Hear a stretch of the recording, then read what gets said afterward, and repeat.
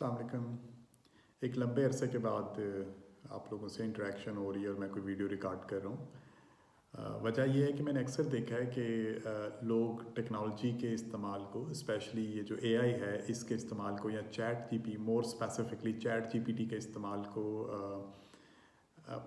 नालायकी के साथ रिलेट करते हैं और वो हेजिटेंट होते हैं इसको एडमिट करने के लिए कि उन्होंने किसी काम के लिए जो है वो चैट जीपीटी इस्तेमाल की है।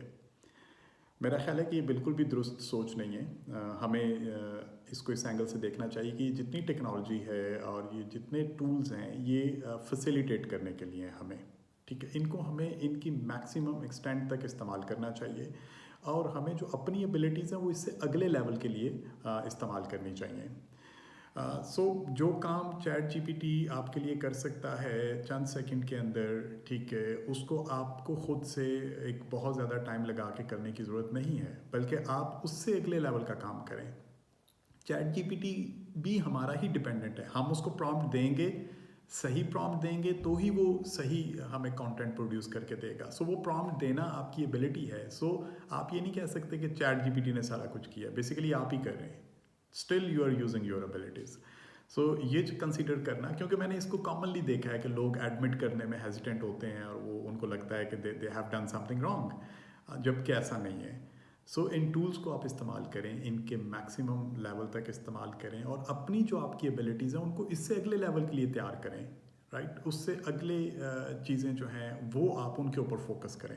अगर चैट जीपीटी आपका बहुत सारा लेबर वर्क जो है वो चंद सेकंड्स के अंदर कर सकता है, तो इसका मतलब है कि आपके कई घंटे, हो सकता है कई दिन जो है वो बच जाएं और वो जो टाइम बच रहा है आपका, आप उसको फिर नेक्स्ट लेवल पे लेके जाएं और इस्तेमाल करें। इससे आपकी प्रोडक्टिविटी सिग्निफिकेंटली इंक्रीज़ हो जाएगी, आपकी जो एबिलिटीज़ हैं वो मज़ीद शार्प होंगी। इस पूरे चीज़ को मैं एक एग्जांपल के साथ सम अप करता हूँ कि आप आया सही सोच रहे हैं कि नहीं। अगर आपने इसको वैल्यूएट करना है कि आपकी सोच जो है इस मामले में ठीक है कि नहीं, तो उसके लिए मैं एक एग्जांपल आपको देता हूँ। आप अपने आप को वैल्यूएट कर लें कि either you are on a right track और नो। आपका क्या ख्याल है कि हमें इस दौर में स्पेलिंग्स याद रखने की ज़रूरत है? अगर आपको ये लगता है कि अभी भी हमें स्पेलिंग्स याद रखने चाहिए, तो फिर इसका मतलब है कि आप गलत सोच रहे हैं।